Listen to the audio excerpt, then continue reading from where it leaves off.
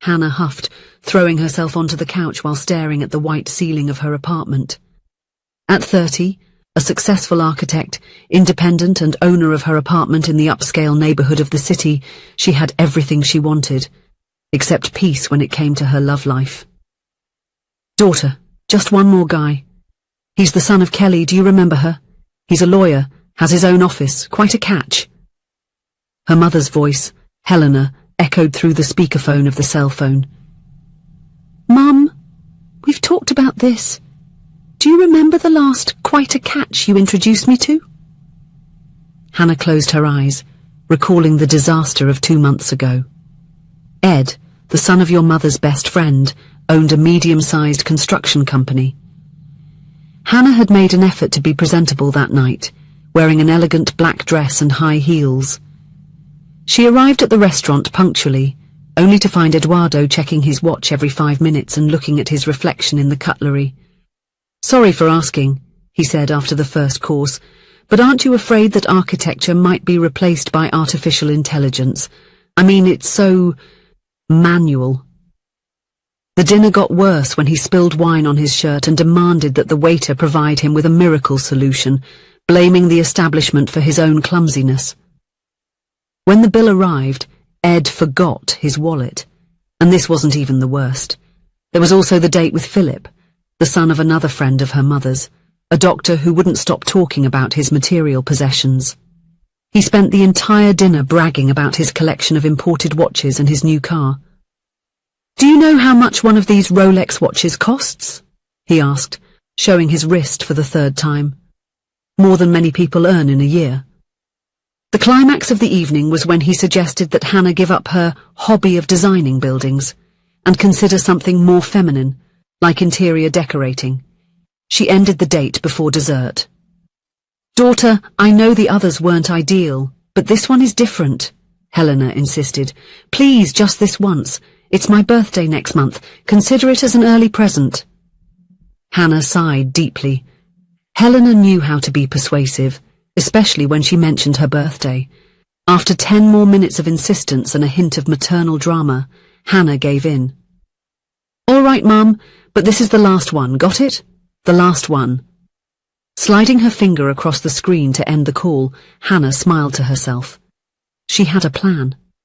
On the night of the date, Hannah did the opposite of her usual routine. Instead of carefully choosing an elegant outfit, she rummaged through the back of her closet, finding a pair of faded jeans with a small rip at the knee. She paired it with a loose t-shirt emblazoned with a ridiculous slogan and completed the look with worn-out sneakers. Her hair, usually neatly combed, was tied up in a messy ponytail. The makeup was almost non-existent, except for a poorly applied red lipstick on purpose. Looking at herself in the mirror, Hannah laughed. Perfect. Let's see how long this Josh guy can last. She arrived at the restaurant a few minutes before the scheduled time. The place was sophisticated, with soft lighting and minimalist decor, typical for a date arranged by the upper class. While waiting, she mentally rehearsed the stories she would tell. One about her supposed collection of stuffed insects, another about her hobby of collecting aluminum cans on the streets. Good evening. You must be Hannah. She looked up, prepared to see a man buttoned up in a perfect suit. Instead, she found someone almost as sloppy as she was. Josh was wearing a wrinkled t-shirt under an old denim jacket, pants that seemed not to have seen an iron in weeks, and dirty sneakers. His brown hair was completely messy, as if he had just gotten out of bed. Josh, she asked, genuinely surprised. The one and only, he replied with a half smile, sitting down. So, you're the famous daughter of my mum's friend. During the first course, Hannah followed her plan. She spoke too loudly, gestured exaggeratedly, and mentioned her non-existent insect collection. You need to see my beetles, she said between exaggerated bites. I have more than 200 specimens preserved in small boxes around my bed. Josh didn't seem bothered. In fact, he also had peculiar stories to share. Fascinating, he replied. I myself have an interesting hobby. I collect empty fast food boxes. I have an entire wall of my room dedicated to it. The smell doesn't even bother me after a while. Throughout dinner, a strange competition arose between them. Each absurd story was met with an even more bizarre one. Josh told about his supposed job as a skunk hunter, and Hannah retorted by describing a yoga ritual she practiced, involving staying upside down for hours. As she unraveled yet another story about how she meditated in the bathroom to connect with her inner energy, Hannah noticed something strange. Despite both their eccentric behaviors, she was having fun. There was something about the way Josh smiled, a spark of intelligence in his brown eyes that intrigued her. When the waiter brought the dessert, Hannah reached her limit. She looked at Josh, who was using a napkin on his hair as if he were cleaning his ears, and couldn't take it anymore. "Josh, let's be honest," she said, putting down the fork. "Neither of us wants to be on this date, and certainly we're not as weird as we're trying to appear. I think we can stop pretending, shake hands, and tell our mothers that we just don't match." There was a moment of tense silence between them. Josh stared at her, his expression unreadable. Then, a genuine smile spread across his face, followed by a laugh that started low and turned into a contagious guffaw. Soon they were both laughing so hard that the other restaurant patrons turned to look. "How did you guess?" he asked, wiping away a tear of laughter. "No one collects fast food boxes," she replied. "And I noticed your watch is a Patek Philippe, a bit contradictory for a supposed skunk hunter." Josh ran his hand through his messy hair, slightly putting it in place. "And no one meditates while using the bathroom. Besides, your nails are perfectly manicured for someone who supposedly spends their free time hunting bugs in the park." Both admitted to their strategies. Josh confessed that his mother had persuaded him to attend, promising to stop trying to arrange dates if he gave this friend's daughter a chance. "I thought the best way to ensure there wouldn't be a second date was to seem completely crazy," he explained. "Exactly what I thought," agreed Hannah. The rest of the dinner proceeded in a surprisingly pleasant manner. Without characters to play, they discovered that they had several things in common. Josh was not a lawyer, as his mother had said, but a civil engineer specializing in structures. His work perfectly complemented Hannah's background in architecture. When they finished the meal, Josh insisted on paying the bill, a gesture she accepted without the usual discomfort she felt in similar situations.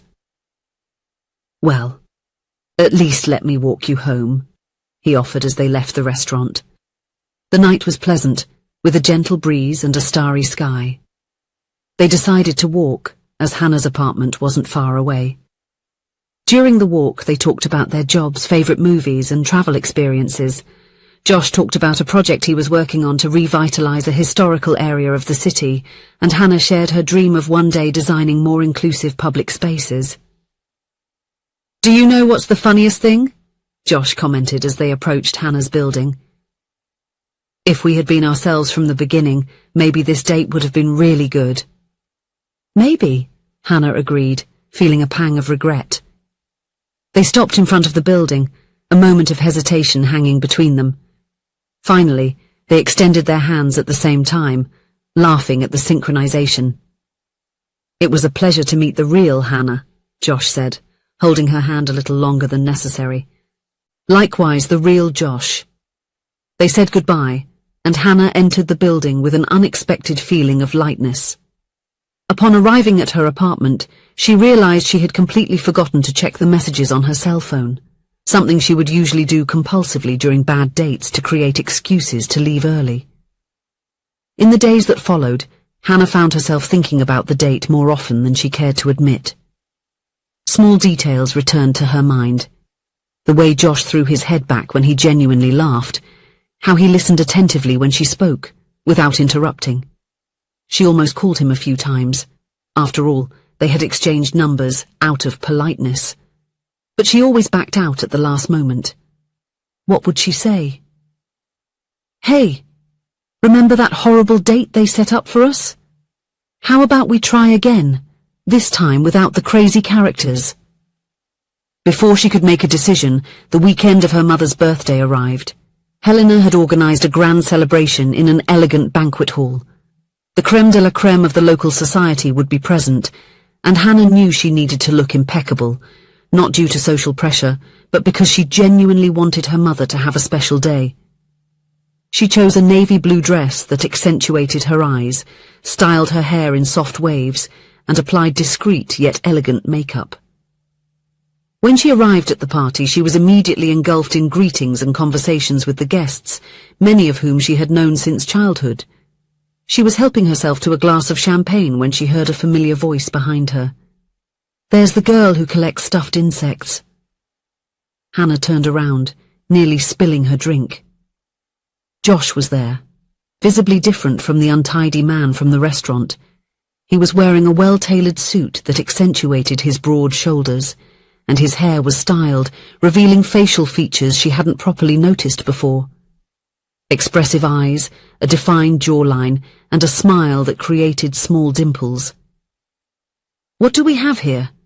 "The famous and talented skunk hunter," she replied playfully, feeling warmth rising up her neck. The two burst into laughter, attracting curious glances. The orchestra began to play, and Josh extended his hand. "Would you like to dance? I promise not to step on your feet." Hannah accepted, laughing.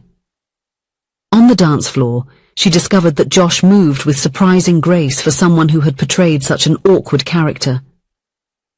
"You know," he said as they twirled, "I've been thinking about you this week." "Really? I hope it wasn't about my fake insect collection." "In fact, I was thinking about how funny fate is. We make elaborate plans to avoid something, only to discover it was exactly what we needed." The music changed to a slow ballad, and Josh gently placed his hand on Hannah's waist, pulling her closer. She felt an electric current run down her spine. "So what would you say," he continued, "if I invited you to a second date? This time without characters, without insistent mothers, just the two of us being who we really are." Hannah felt her heart race. For a brief moment, all her defenses, built after years of disastrous dates, seemed to crumble. "I would say," she paused, smiling, "that you just found the only way to make me say yes to a blind date." The party continued around them, but for Hannah and Josh, the world seemed to have shrunk to that shared moment. Between dances and conversations, they discovered more coincidences in their lives. They had attended the same university with only 2 years of difference, and they had mutual friends who never thought of introducing them. At the end of the night, as the guests began to say their goodbyes, Helena approached them, her face lit up with a satisfied smile. "I see that you got along well," she commented, exchanging a knowing glance with Kelly, who joined them. "Mom," Hannah began reproachfully, "you and Kelly planned this, didn't you?" "Planned what, dear?" Helena replied with feigned innocence. "We just suggested a dinner between 2 young, single and successful people. The rest was up to you." Josh and Hannah exchanged glances, a silent communication passing between them. Perhaps their mothers were right after all. Weeks later, when Josh took her for a picnic by the lakeside, Hannah couldn't help but think about how an attempt to sabotage a meeting had turned into the beginning of something unexpectedly wonderful. And when he kissed her for the first time at sunset, she knew that some stories begin exactly where we least expect them.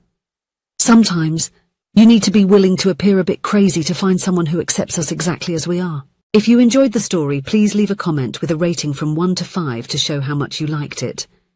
Also, watch the video that is now appearing on your screen. See you soon.